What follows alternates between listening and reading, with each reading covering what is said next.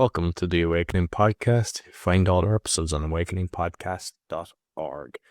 I'm gathered here with my good friend Arnold, and I suppose we'll let people know because we were planning on trying to doing this live, and we both kind of felt that if we're doing live and people are commenting, we're not going to be totally present because we're engaging in the conversation. Arnold is listening to what I'm saying and vice versa, and then we're giving our comments as well. Whereas if people are writing, we won't be able to do it. So what we're going to try to do is put this out, and as a kind of live afterthought, it works like that. You can do that on some of the streaming services, and then we can be present and we can actually see the comments and perhaps engage, or if you want us to cover topics for the following week, we can do that as well. How are you, Arnold? I'm excellent. Thank you very much. So, I mean, we've a lot to talk about as always. So I suppose, you can take it off there. I suppose Sweden is one that you were going to touch on today. Yes, there was an article from a guy named Peter Sweden. Well, I guess it's not his real name. He's from Sweden, but he mentioned that, well, for some geography, Sweden is, geographically speaking, a huge country, perhaps even one of the largest countries in the world. But it has only 10 million people. So it is a huge landmass, but limited in number of people. But they are suffering from bomb attacks. And that is something which you don't hear in the mass media. But they had only in January, they had 32 attacks. So bomb attacks, 32 in January.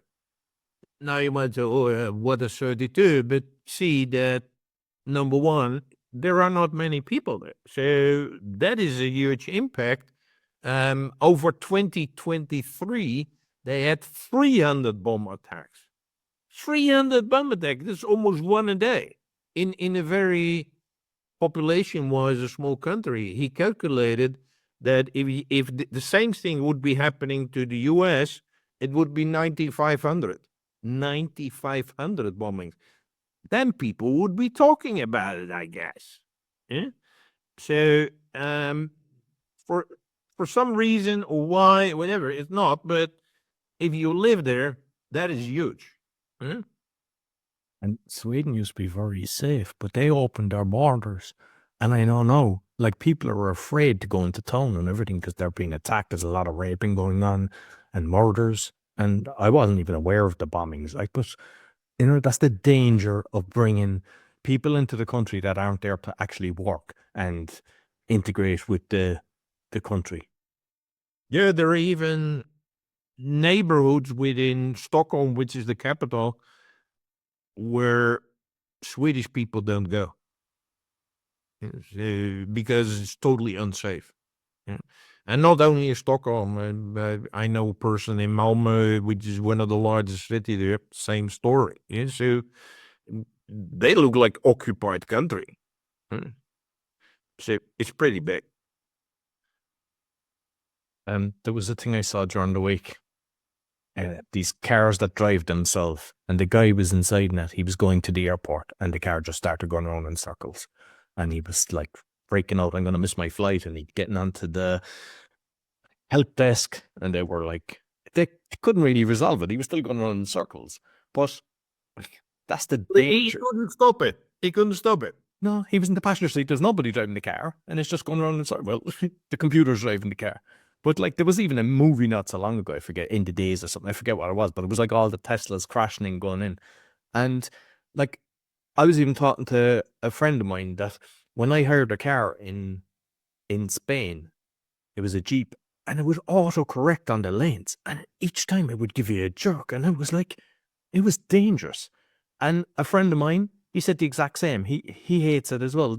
But like there's a load of tracking as well in the cars. Ford, I think it was 16 or something like that. And that I had that video up on TikTok and they removed it. So usually when they remove things, like they remove it because they don't want people knowing about this stuff. Like, why else would you care about me mentioning something like that? But the new cars with all the tracking, and we talked about previously about the 15-minute cities, when they want to say, you're not going past that 15-minute city, your car will just stop or whatever. Or if they say no driving on Sunday for this climate hoax, your car won't start. So, as much as the technology people are saying, great, you have to be careful about it.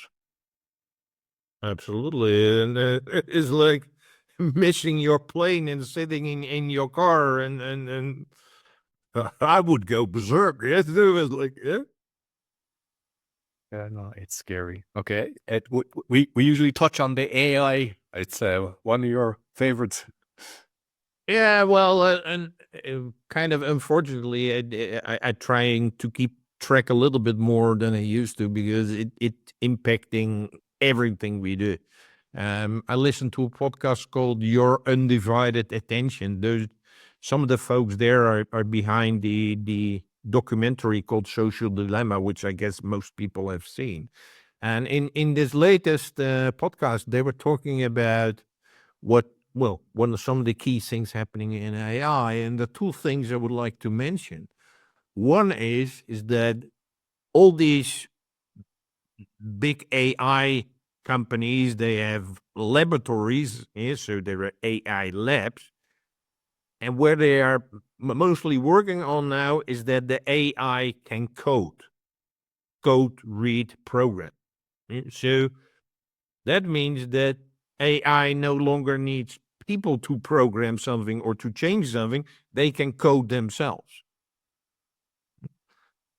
I worked in IT for a long time, but always what they said is, yeah, if you become a programmer, you get a job for life.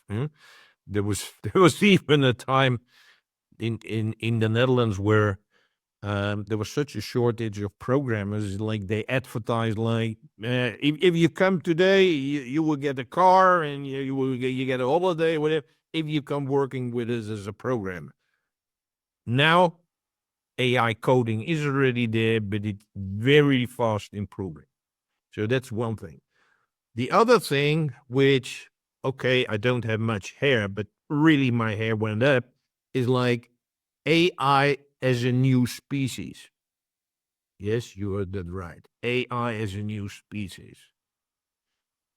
So, what is a definition of a species? What they say is that a species is a population that can reproduce, that can evolve, and that can adapt. And that is where AI is now. There was a test being done. You would say to AI is, can you copy yourself? And literally, yeah, can you copy yourself to another server and run yourself over there? Yes, I go from one server, the AI, to another server, and can you do that? So, and this was absolutely possible. Yeah? So it can reproduce. It can change its own code.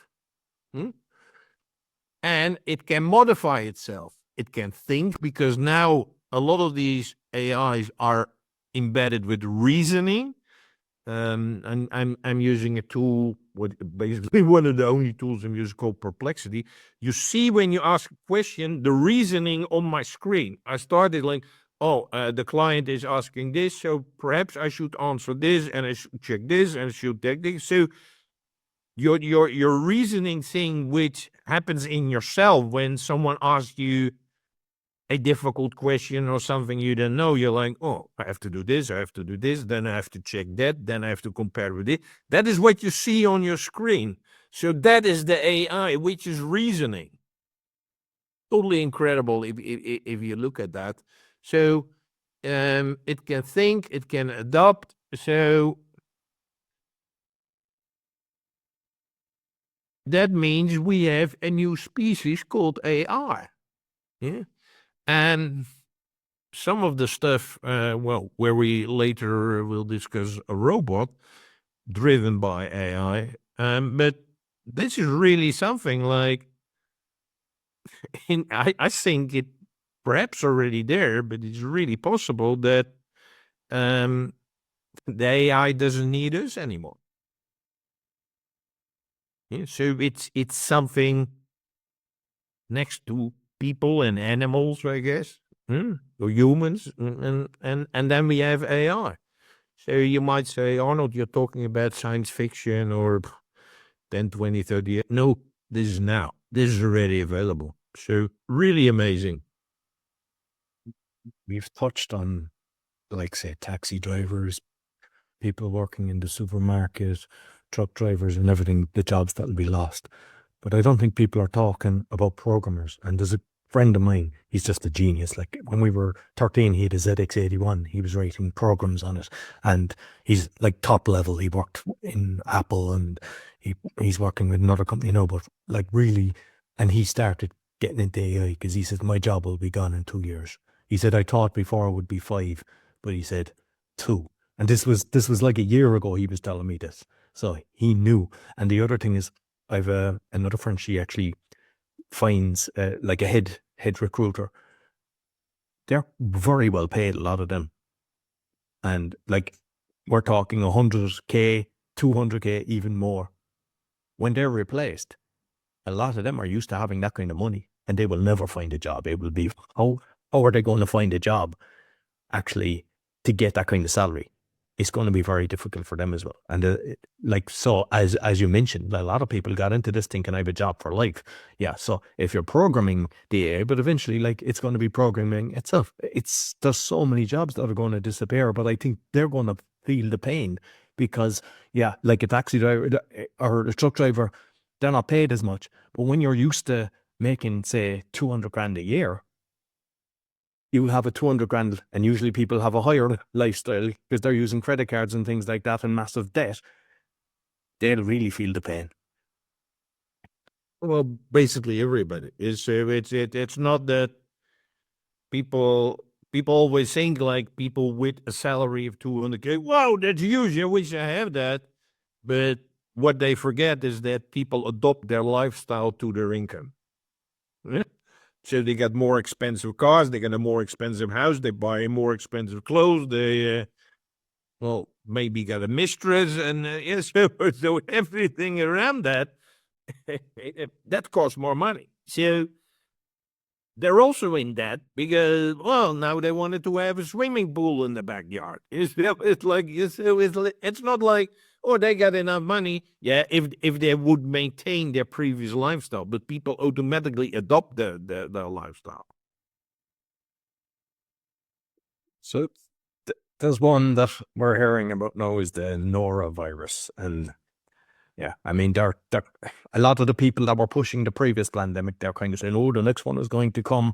You know, all the evil cabal have been saying this. And it looks like, I know that in Pakistan, one of my friends, that it's like the whole household got very sick. But I was asking, hey, was there a fog there? Because I know that here we talked about the fog and everything. Like they're able to make people sick, and then they go around saying, oh, this is a highly contagious thing. And it's a case of they're making us sick. And they've done it before, and everybody just went along with the narrative and went along and got the old dart and accepted it. And now it's coming out. And the worst thing is insurance companies aren't covering you because they're saying it's experimental. So some people, they were seriously injured or they lost a loved one, and you're supposed to be covered if they had them insured. And they're going, no, because it was an experiment, and that doesn't class. So there's so much. And with the AI, just going back a step, like I was checking, because a lot of the time it gives me fake information and everything. And I was asking about that and show me, you know, like why it's dangerous and all this. And it was just pushing its own agenda. They're safe, and then kind of referring to the WHO, the CDC. And even when I was saying, look, there's proof that they've been corrupt and caught out on it. And then I said, what about, say, The Poison Needle, good book, and Dr. Tom Cohn, a guy that I've had on my show, proving a lot of stuff. And it's still, it kind of listed things of, oh yeah, what they discussed and everything, but still reverted back to kind of push it that it's safe and scientific. So irrespective of your belief system, some people might think, oh yeah, that's good. But when you start researching and doing a lot of things, a lot of people take it for gospel what you're learning from the information that's coming. So just be careful. Yeah, and then and always use multiple sources. It's like it's for anyone. It's difficult to find out what is reality, what is real, what is the truth, what is fake.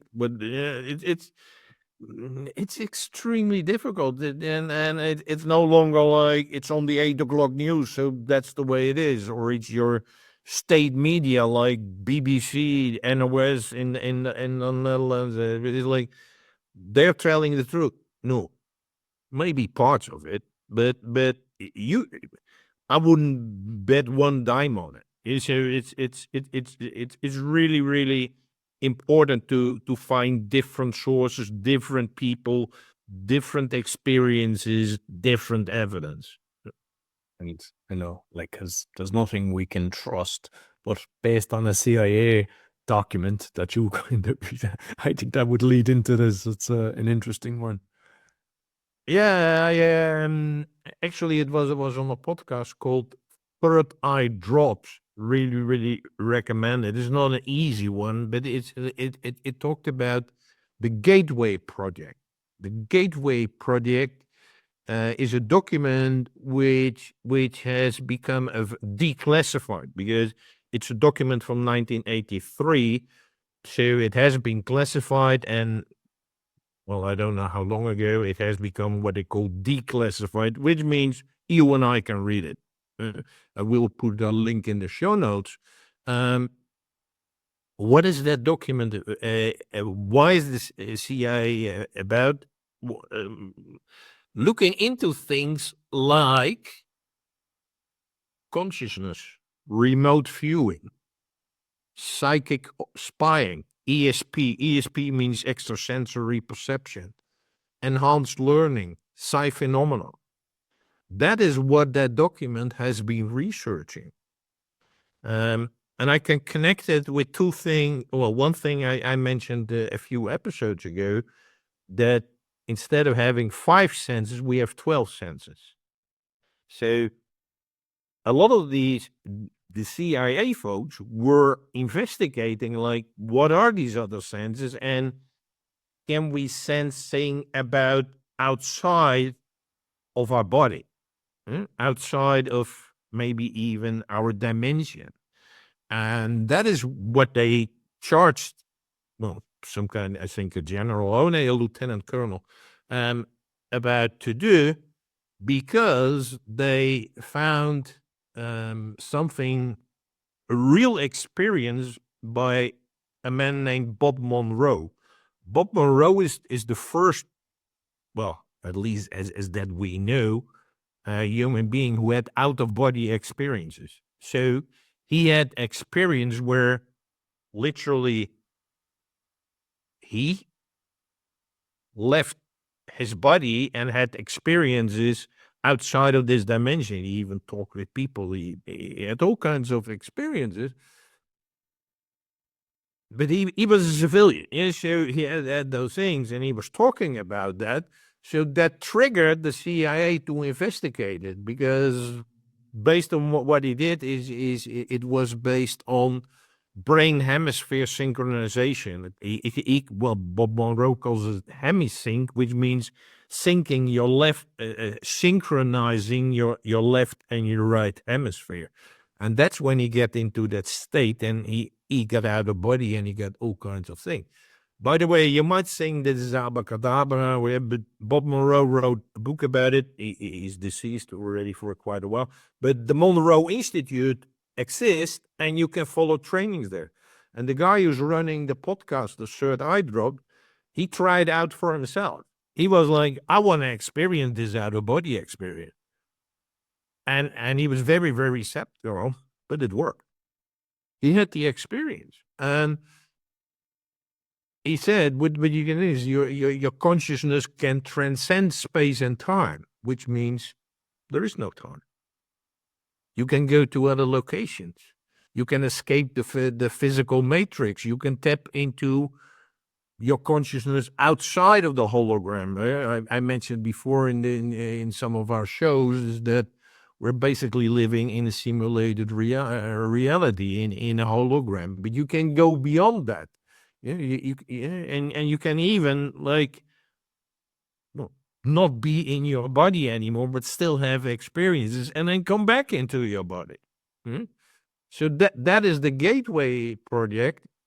And yeah, it's officially called the Analysis and Assessment of Gateway Process, because Bob Monroe was describing his experience, and then the CIA is like, oh, that's interesting. We need to know more about it. And I know that the CIA guys have infiltrated into the Monroe Institute, and they followed that training, and they're using these things for one of the things called remote viewing. And what is remote viewing? Remote viewing is that there are people, suppose there is a hostage situation in Tokyo, in Japan, and I'm in Washington now. There are people who can see inside of that building where the hostages are without being there.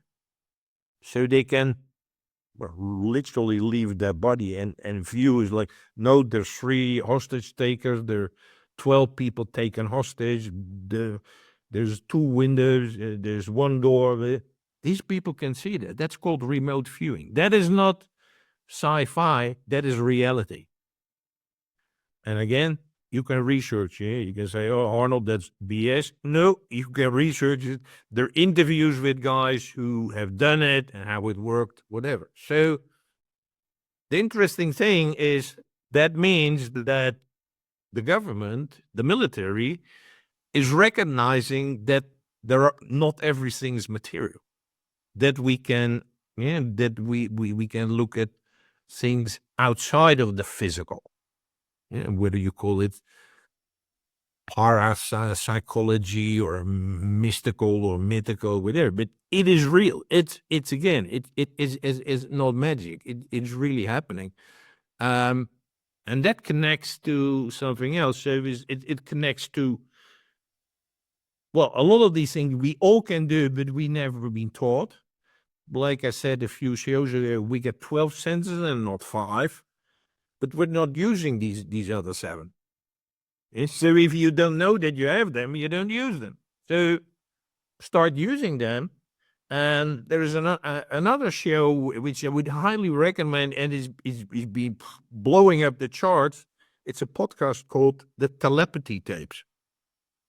And this has got nothing to do with the military or scientists, whatever. This is about non-speaking autistic children, mainly, who have been shown and proven to be telepathic. Yeah, a lot of these children, that shows they cannot talk, they need spelling help, and the thing with letters where they type in the communication. But a lot of these children, they know what their mother is thinking. They know what their teacher is thinking without them saying it. Total 100%. They could find out what women are thinking and write a book, and we'd all read it. Yeah, there are movies around that. It's like, but it's like everything. They know it because the moment you think it, they hear it.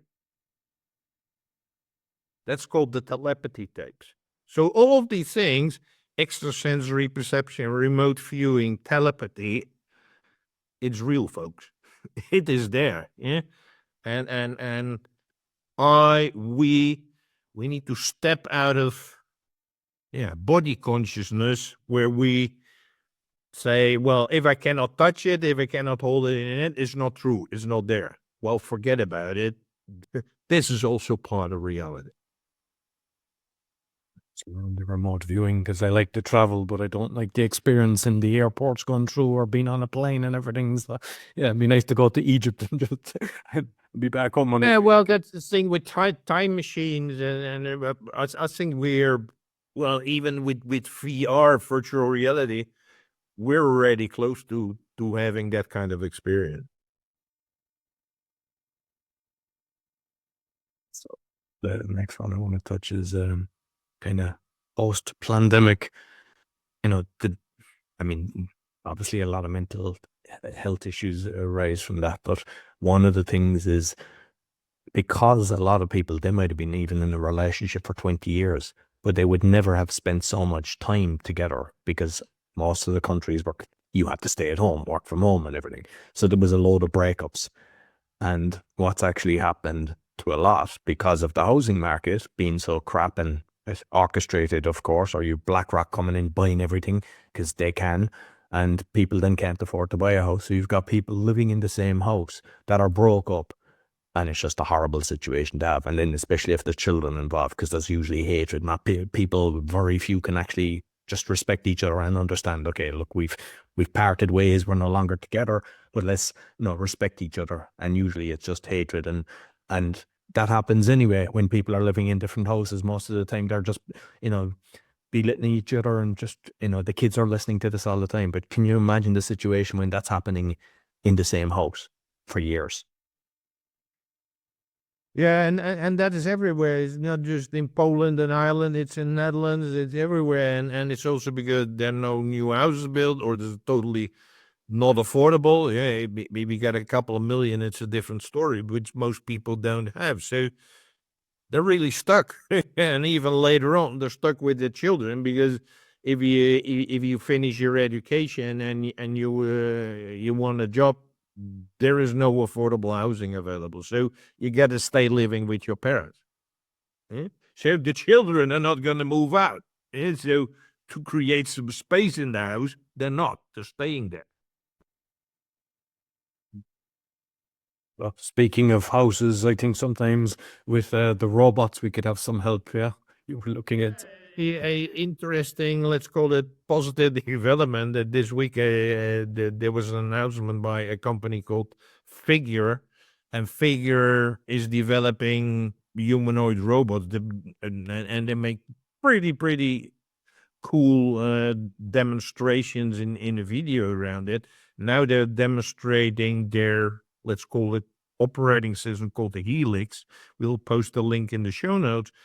It's amazing because it doesn't program the robots to do something, but it was a human who put a basket with some stuff which had to be put in the an apple on the fruit, and some things had to be put in the refrigerator, and but it didn't give instruction. It's just like put everything in this basket in the place where it's supposed to be. That was the instruction. So this was not pre-programmed. This was not there. They had never seen the items there. So they had to pick one thing which had to be in the freezer. So they had to open the door, put it in the freezer. The other one, they had to put something in a drawer and open the drawer. And then And they were cooperating as well. Like one was handing the bowl and the guy was putting in the apple. But there was one thing that was, they were putting like a jar into the fridge, and that was kind of like, nobody puts it in that aggressively. They like dropped it, didn't they? That it was kind of like, yeah, it's only an inch or two, but yeah. Yeah, but it's really amazing when you see that. So yeah, I would encourage you. It's only two and a half minutes, or it's like I would encourage people to have a look, that you have at least a feeling what's happening. Yeah? Because we're used to is like, okay, program them, do this, and every time do that. No, this was a task which they have never done before. And this was not programmed in them, so they had to think for themselves. Yeah? What I just said about reasoning, their reasoning capability, they had to reason. Is like, oh, what is this, and where do I have to put it? Something which we as humans would do, but now it's a robot doing it. So, and don't think, Arnold, again, it's science fiction. It will not happen in my lifetime. It's here. Yeah? Watch it, people. Watch it so you have a feeling of what is coming. And this can be positive because neither Roy nor I like to clean the house. Yeah, so it's like, oh, that's a cool thing. Or I'm pretty sure they're already developing something will cook your meals. Yeah, so it's And like I mentioned that, like when we were talking ourselves, that I think the creativity and just the oneness with the food and the love you put into the food, and just, I don't know, I thoroughly enjoy cooking. And if you start kind of like, let's say, outsourcing everything, what do we become? Like if it's doing everything for us, because eventually people are even programming the AI to do their job that they're really not needed. But do they live in the VR world? I don't know. There's pros and cons to all of this. I totally agree. I listened to an interview with what is supposed to be the number one chef, like cooking meals in the world. A guy called a Spaniard called Munoz, and I love what he said because apparently he has a 3-star Michelin restaurant, and he's got 5 different other chains all over the world and all these things. And he was like, well, isn't that enough? He said, no, I keep on learning. I keep on trying new things because he said, the moment I think I know everything and I'm there and everything's fine, imagine this is the best cooking chef in the world. Huh? And he said, the moment I stop learning, I start to die. That really touched me. And that is really so important to what you just said, Roy. Is like, yeah, we can have everything automated. We can everything do, but what does it mean? We become a piece of pastry, like just sitting on the couch and that's it. Huh? We do nothing. So that will have a huge degradation. By the way, that's already happening. So please, guys, keep cooking, keep learning, keep growing. That is really, really important. I mean, like I'm doing podcasting now for 7 years and I still do courses. I still try to constantly improve. And like I see people starting off and they all say, I'm an expert. I would never call myself an expert. I am just constantly seeing, how can I improve this? And I find a little loophole and I go, okay, this is good. How can I systemize it? But I never know it all. I'm trying to learn from and sometimes you think you need to learn from the experts. Sometimes there's people, they mightn't have the audience, or they'll just do something that the others aren't doing. So you just pay attention to whatever trade, whatever you're doing, and you start finding, like, I know you with the brain gym, you're just constantly taking stuff. You're reading books, you're listening to podcasts, and you're very well organized, and you make notes the whole time so that you know the information that you're gathering. You're not trusting your brain to do. You're making notes of it as well so that you can go back. And I think everybody should be doing that. Yes, because it's not only nice and interesting and cool, not everything, but like after this, I will start reading a book about the hard brain, and it's something we will touch upon, I'm sure, in one item or another.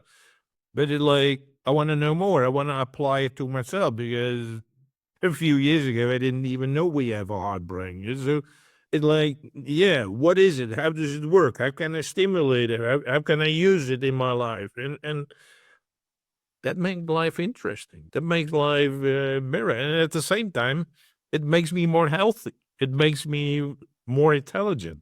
Again, folks, this is proven science, not just a quote by me. So it's like, it's like, and so the trend is like to become lazy and do as little as possible.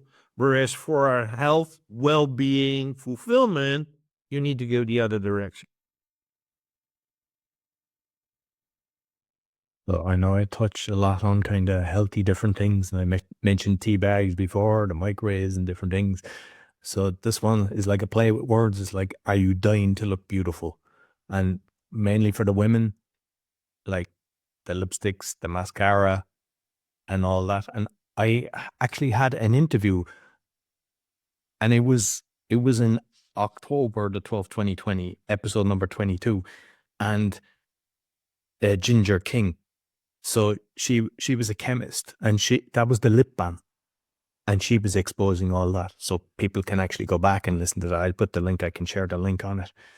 And like, even if I go into a cosmetic store, sometimes if I'm with my mom or whatever, I just start sneezing. It affects me. Or if you're going through like a department store and you pass all the perfumes and everything, I get a sneeze fit. It just affects me so much.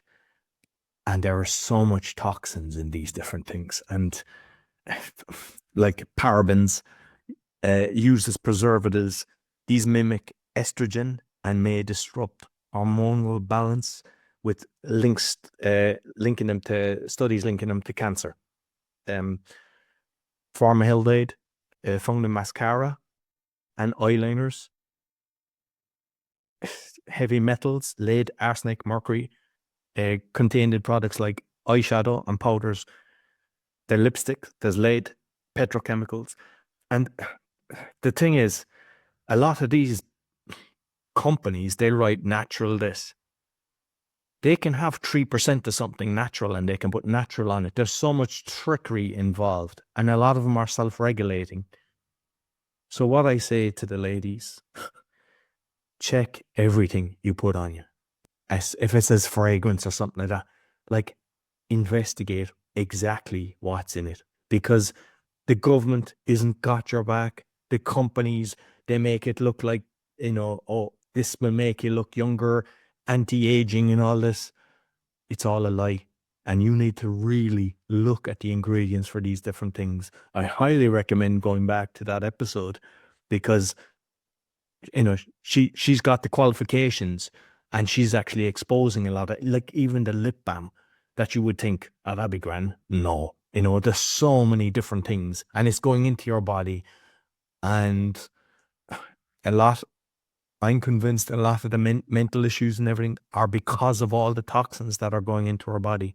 So yeah, you might want to look beautiful, but please go away and get natural stuff and really make sure it's natural, not a trickery saying natural. Research the stuff. Even if, don't get yourself overwhelmed. Just say, all right, I'm going to just do lipstick this week. I'll do mascara next week, and talk to your friends and share the information. And I guarantee you, with the perfumes as well, what it does to you, that it's going to be well worth doing that, because your health is all you've got. You could have $1 billion in the bank, and if you don't have your health, it's not worth anything. You'd swap it for your health. So make sure that, as I said at the start, don't be dying to look beautiful. Yes, and in addition to that, it's not only those makeup kind of products. It's also, well, we touched upon that in other shows. Is like a lot of toxins are in the food. They're in your cleaning products. They're in the rain. They're in the fog. They're in the air. Yeah, this is also an intro to you about the panel which you had this week. Yeah? So we're getting so many toxins in our body which impact our physical and our mental and emotional health. So we got to reduce as much as possible. And it's increasing. So you have to be aware, because the moment these toxins are in your body, well, there are very limited things to get it out of your body. Yeah. And it start to, well, a very nasty effect. So it's not only those things, because maybe we could find a cure kind of thing. It's everywhere, these toxins impacting your body.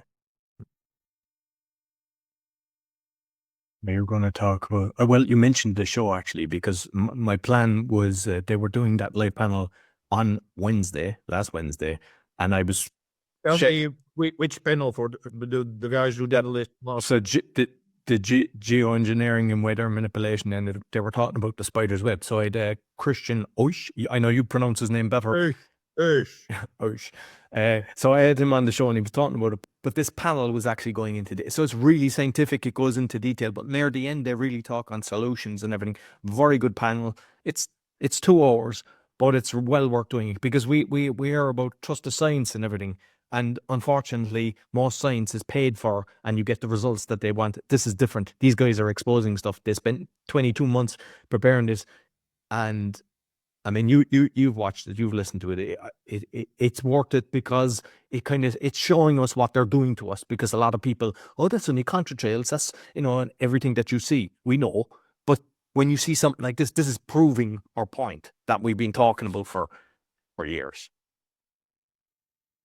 Yeah, and then the good thing is there were at least a couple of thousand people participating. So it's not a fringe thing. This touches people all over the world, and there are housewives who are collecting samples of the water which is contaminated and everything. So this is really huge, folks. And then that's another thing about the toxins, which just the moment you walk outside, I start to notice it myself. I can see it here because I got a nice view that they're spraying, and now I can see the atmosphere right now. It looks like there's a forest fire going on somewhere. It looked like there's kind of smoke everywhere, but that's the result where they're spraying yesterday. And so I still had to go on my walk, but it impacts me. Yeah, so, but it impacts your food. It impacts the water system. It everything. Yeah. So these are not just. I think the main message around it. There are a lot of things we get into, but again, this is not science fiction. This is real, folks. There have been very, very high level scientists who are proving now this thing, and that's why we encourage you to have a look at the recording. Yeah, even today, I know again they've been spraying. I look out and I just see all the fake clouds. You know straight away. Like even my son, 11, he can see it. You know, so once you see it, you see it. So you mentioned the clouds in your place, or Romania. So there's something else happening in Romania. I've been talking a couple of times. I just wanted to keep you guys posted because there is no clarity about new election. The presidential election results were canceled, and they said they're going to be new, but there's still people fighting against it, saying, no, we need to continue with the second round of the thing. And now they're trying to, and again, I'm not promoting this candidate who became first. I've listened to a couple of interviews. I think he's okay, but I'm not sure. So you have to form your own opinion. And so I'm not promoting him, but I'm also saying if you agree with each other in a democracy and say this is the process, and then you don't like the outcome, you cannot say, oh, we cancel it. And apparently yesterday in Bucharest, which is the capital in Romania, there were again huge protests. And the only thing the main thing with people is they want peace. That's what's on the billboards. There's peace. They want democracy back. Because the democracy has gone to all kinds of corrupt oligarchs here in Romania, all over the world, by the way. And we don't want to be involved in the Ukraine war or the Russian war. We just want peace and democracy and be nice with each other. And that's what people are protesting for. So it's really, really good to see that Romanians are not accepting this corruption anymore, and that they say, we just want to have a nice, beautiful society together. And they're not stopping. They continue. Talking about kind of political corruption, the Argentinian leader, I forget his name. Milei or something. Milei. So he basically, I don't know, did you hear that? Like he had a meme coin, a Liberty or something like that, Liberty or something, and people were jumping on it. And yeah, a rug pull as such, like so. And then a day later came out, it was tweeted from him. And yeah, millions made, and obviously what's made is lost elsewhere.